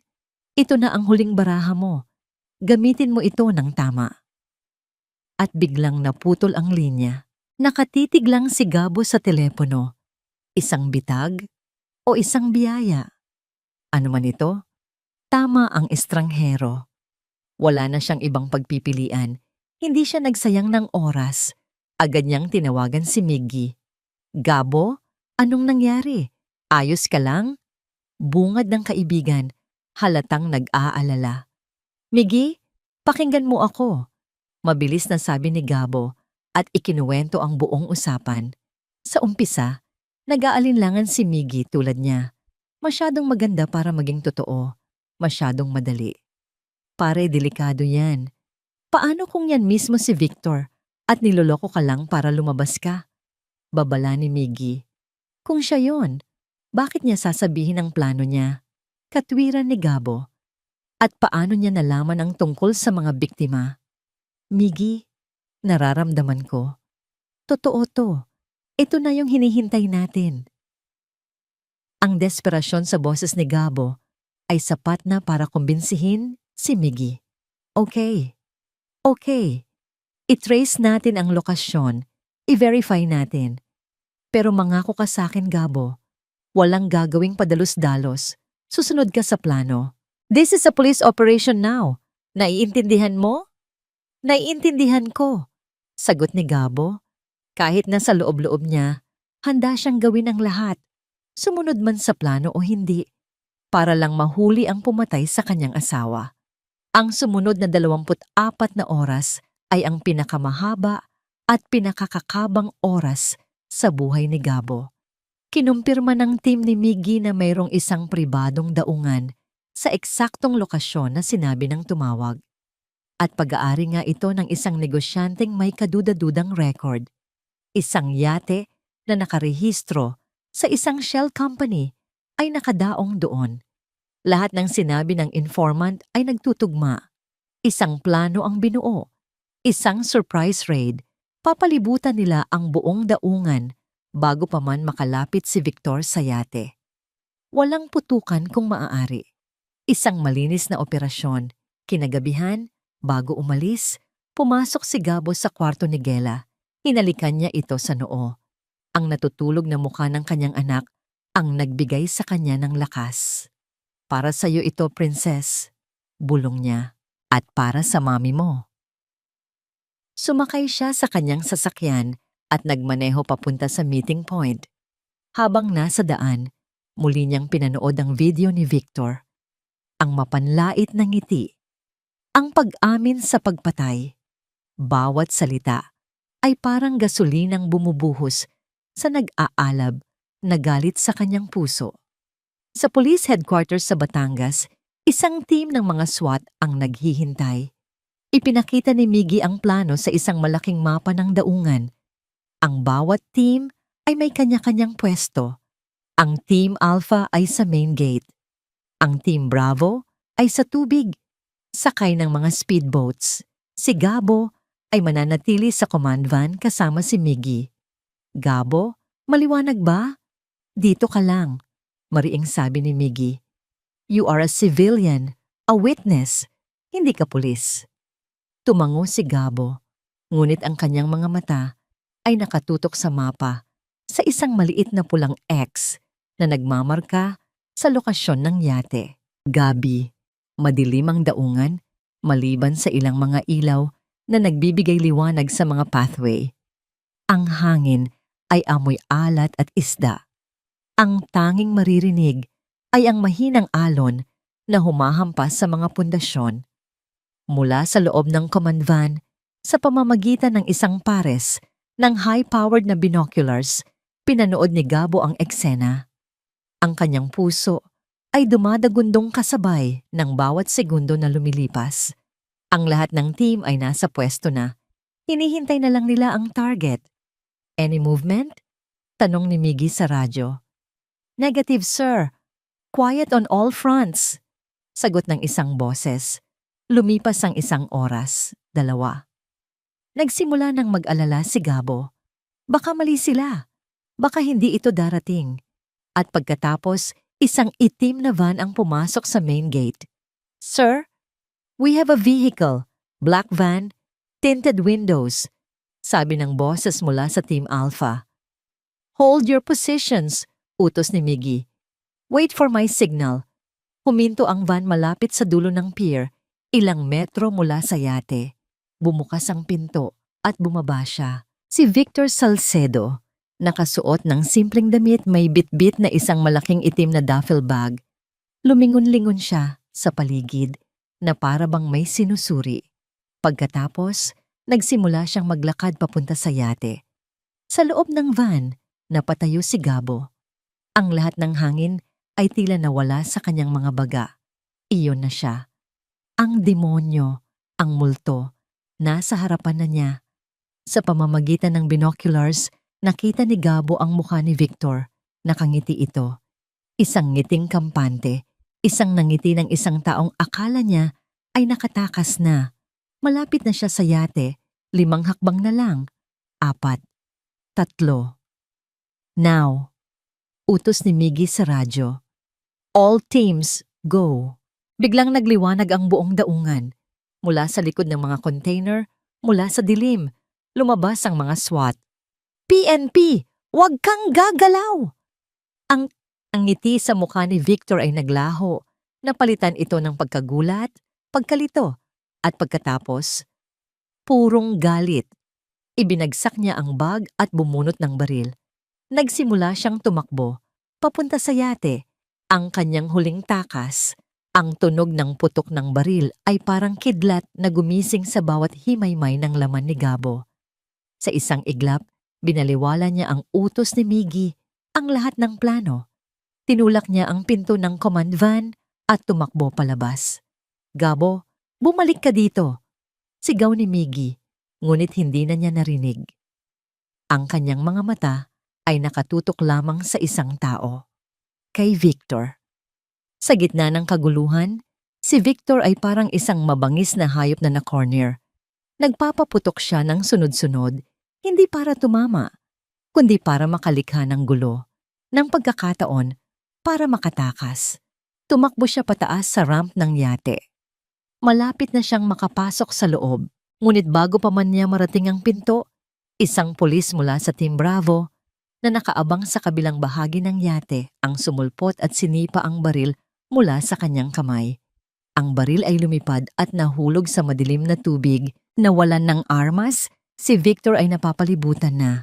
Ang mga pulis ay papalapit mula sa lahat ng direksyon. Ang mga laser sight ng kanilang mga baril ay nakatutok lahat sa kanyang dibdib. Tapos na ang laban. Itinaas ni Victor ang kanyang mga kamay, isang senyales ng pagsuko. Ngunit nang makita niya si Gabo na tumatakbo papalapit, isang demonyong ngiti ang muling sumilay sa kanyang mga labi. Gabo? Pare! Sigaw niya na para bang matagal na silang magkaibigan. Sumakto ang dating mo. Sayang, hindi ka na-invite sa aking farewell party. Manahimik ka! Sigaw ni Gabo. Ang boses ay puno ng galit. Huminto siya ilang metro mula sa kanya. Pinipigilan ng 2 pulis. Bakit? Tanong ni Victor. Ang boses ay nang-aasar. Masakit ba? Masakit bang malaman na ang taong pumatay sa asawa mo ay nakatulog sa kama mo, nakilaro sa anak mo, at halos makuha ang lahat sa'yo? Bakit mo ginawa yon sa asawa ko? Sigaw ni Gabo. Ang tanong na matagal nang gumugulo sa kanyang isipan. Ang tanong na kailangan niyang marinig mula mismo sa bibig ng demonyong ito. Tumawa si Victor, isang tawang malakas at walang pagsisisi. Bakit? Dahil kaya ko. Dahil si Althea, sa kanyang katalinuhan at kayabangan, ay minaliit ako. Akala niya, isa lang akong maliit na daga na nagnanakaw ng keso. Hindi niya alam, isa pala akong ahas na naghihintay lang ng tamang pagkakataon para tumuklaw. Huminga siya ng malalim, tila ninanamnam ang bawat sandali. At dahil nasisiyahan akong makita kang nawawasak, dugtong niya, ang kanyang mga mata ay direktang nakatitig kay Gabo. Ang makita kang unti-unting gumuho, iyon ang tunay na tagumpay. Ang pera, bonus na lang yon. Ang tunay na premyo ay ang sakit mo, Gabo. Ang pagdurusa mo, at sa bawat araw na nabubuhay ka, maaalala mo ako. Maaalala mo na ako ang nanalo. Ang pag-amin na iyon, ang walang halong kasamaan, iyon ang huling tulak na kailangan ni Gabo. Sa isang malakas na puwersa, kumawala siya sa mga pulis na nakahawak sa kanya. Sumugod siya papunta kay Victor, hindi para manakit, hindi para pumatay, para lang sa isang bagay. Sinunggaban niya ang kwelyo ni Victor at inilapit ang mukha nito sa kanya. Tingin ka sa mga mata ko. Utos niya, ang boses ay isang mapanganib na bulong. Nagkatitigan sila. Sa mga mata ni Victor, walang pagsisisi, walang takot. tanging purong pagkamuhi. Hindi ka nanalo. Sabi ni Gabo, bawat salita ay mabagal at puno ng kahulugan. Maaring nakuha mo ang buhay ni Althea. Maaring ninakaw mo ang kapayapaan ko. Pero nabigo kang kunin ang anak ko. At hanggat nabubuhay si Gela, hanggat nabubuhay ang pagmamahal ko para sa kanya, hindi ka kailanman mananalo. Mabubulok ka sa kulungan at araw-araw, maaalala mo hindi ang tagumpay mo, kundi ang pagkabigo mo. Ang pagkabigo mong sirain kami ng tuluyan. Isang mabilis na pagbabago ang naganap sa mga mata ni Victor. Isang kislap ng pagkairita. Isang kislap ng pagkatalo. Sa wakas, nasaktan siya. Tinamaan siya ni Gabo sa nag-iisang bagay na mahalaga dito. Ang kanyang ego. Bago pa man makasagot si Victor, hinila na siya ng mga pulis palayo. Pinusasan ang kanyang mga kamay sa likod. Hindi pa tayo tapos, Gabo. Hindi pa. Sigaw ni Victor habang kinakaladkad siya palayo. Mabubulok ka rin sa impyernong ginawa ko. Hindi na lumingon si Gabo. Pinanood lang niya habang isinasakay ang mamamatay tao sa police car. Ang mga ilaw ng sirena ay umiikot, nagbibigay kulay sa madilim na gabi. Ang mga sigaw ni Victor ay unti-unting humina hanggang sa tuluyan nang nawala. Naiwan si Gabo na nakatayo sa pier, siya at si Miggy. Tapos na pare, sabi ni Miggy na marang tinapik ang kanyang balikat. Tumango si Gabo, ngunit ang kanyang mga mata ay nakatingin sa madilim na tubig ng dagat. Ang galit na nag-aalab sa kanyang puso sa loob ng napakatagal na panahon ay unti-unting namamatay, napapalitan ng isang malawak at nakakapanghinang kalungkutan. Oo, nahuli na nila siya. Pero hindi nito maibabalik si Althea. Hindi nito mabubura ang mga peklat na iniwan ni Belle sa puso ni Gela. Hindi nito maiaalis ang sakit. Tumingala siya sa kalangitan, sa mga bituin. Hinanap niya ang pinakamaliwanag. Tapos na, mahal ko. Bulong niya sa hangin, sa dagat, sa mga bituin. Tapos na. At sa kauna-unahang pagkakataon, mula nang malaman niya ang katotohanan, hinayaan ni Gabo ang sarili niyang umiyak. Hindi iyak ng galit, hindi iyak ng kawalan ng pag-asa, kundi iyak ng isang taong sa wakas ay nagsisimula ng magpaalam. Ilang buwan nang lumipas, ang ingay ng media ay unti-unting humupa. Ang mga pangalang Isabel Gonzalez at Victor Salcedo ay naging mga luma ng balita, mga paalala na lamang ng isang madilim na kabanata. Si Belle ay hinatulan ng mahabang pagkabilanggo para sa mga kasong isinampalaban sa kanya. Si Victor naman, na napatunayang may sala, hindi lang sa pandaraya kundi sa brutal na pagpatay kay Althea, ay hindi na kailanman masisilayan pa ang araw sa labas ng kulungan. Ang katarungan ay nakamit. Ngunit para kay Gabo at Gela, ang tunay na laban ay ngayon pa lamang nagsisimula. Ang laban para muling buuin ang kanilang mga sarili. Ang kanilang lingguhang pagbisita sa opisina ni Dr. Santos, isang child psychologist, ay naging isang sagradong ritual. Sa una, si Gela ay tahimik lamang, nagdodrawing sa isang sulok. Ngunit dahan-dahan, sa tulong ng mainit na ngiti at malumanay na boses ng doktora, nagsimula siyang magsalita. Isang hapon, habang nakaupo si Gabo sa isang silya sa gilid, narinig niyang ikinuwento ni Gela ang tungkol sa masamang panaginip. Sinabi po niya na kapag hindi ako sumunod, magiging malungkot si Daddy, mahinang sabi ng bata, habang hawak ang isang krayola. At ayokong maging malungkot si Daddy, kasi mahal ko po siya. Isang luha ang pumatak mula sa mata ni Gabo. Hindi luha ng lungkot, kundi luha ng pagmamalaki at walang hanggang pagmamahal. Hinawakan niya ang kamay ng anak. At sa kauna-unahang pagkakataon, hindi ito umurong. Ngumiti ito sa kanya. Ang kanilang bahay sa Tagaytay, na dati isang entablado ng kasinungalingan, ay unti-unti nilang binago. Isang Sabado ng umaga, nagpasya silang maglinis. Itinago nila ang lahat ng gamit na nagpapaalala kay Belle. Ang mga mamahaling palamuti ay pinalitan nila ng mga simple at makukulay na bagay. Ang mga litrato ni Belle ay inalis nila sa mga frame. "Daddy, anong kulay ang ipapalit natin dito?"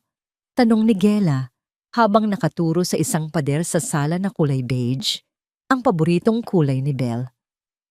"Anong kulay ba ang gusto ng prinsesa ko?" nakangiting tanong ni Gabo. "Gusto ko po dilaw, para po laging may sikat ng araw sa loob ng bahay," masayang sabi ni Gela. At kinahapunan, ang mag-ama ay abala sa pagpipinta ng pader ng sala ng isang masayang kulay dilaw. Ang amoy ng pintura ay humalo sa tunog ng kanilang mga tawanan at dahan-dahang itinaboy ang mga multo ng kahapon. Isang linggo, dinala ni Gabo si Gela sa Tagaytay Memorial Park. Sa ilalim ng isang malaking puno ng akasya, naroon ang puntod ni Althea. Malinis ito at napapaligiran ng mga bulaklak. Umupo sila sa damuhan at sa kauna-unahang pagkakataon, ikinuwento ni Gabo sa kanyang yumaong asawa ang lahat. "Mahal ko," simula niya, ang boses ay mahina. "Nakuha na natin siya. Nahuli na natin ang taong gumawa nito sa'yo. Matagal akong naging bulag, Althea. Patawarin mo ako. Pero ngayon, nakikita ko na ang lahat ng malinaw." Tumingin siya kay Gela na tahimik na nakikinig. "Ang anak natin, napakatapang niya. Siya ang nagligtas sa akin. Siya ang nagpapaalala sa akin araw-araw na may dahilan para bumangon, para magpatuloy." Dahan-dahang inilapag ni Gela ang isang puting rosas sa ibabaw ng lapida. "Hi, Mami," bulong nito. "Sana po masaya na kayo dyan." Habang papalubog ang araw, nakaupo ang mag-ama sa kanilang balkonahe, sa kanilang bahay na ngayon ay tunay ng tahanan. Ang dilaw na pader sa sala ay tila kumikinang sa ginintuang sinag. Pinanood nila ang pagkulay kahel ng kalangitan, ang dahan-dahang pagtatago ng araw sa likod ng bulkang Taal. Isang pamilyar na tanawin, ngunit ngayon, mayroon na itong bagong kahulugan. Hindi na ito isang paalala ng isang perpektong kasinungalingan. Ito na ngayon ang simbolo ng isang bagong pag-asa, isang bagong bukas. Binasag ni Gela ang katahimikan. Tumingala ito sa kanyang ama. Ang mga mata ay puno ng inosenteng tanong na naglalaman ng bigat ng lahat ng kanilang pinagdaanan. "Daddy, are we going to be okay?" Ngumiti si Gabo. Isang ngiting totoo at puno ng kapayapaan. Niyakap niya ang kanyang anak, ang kanyang knight, ang kanyang prinsesa. Hinalikan niya ito sa tuktok ng ulo at ibinulong ang pangakong bubuo sa kanilang mga durog na puso. "Oo, anak, kakayanin natin to. Tayong dalawa."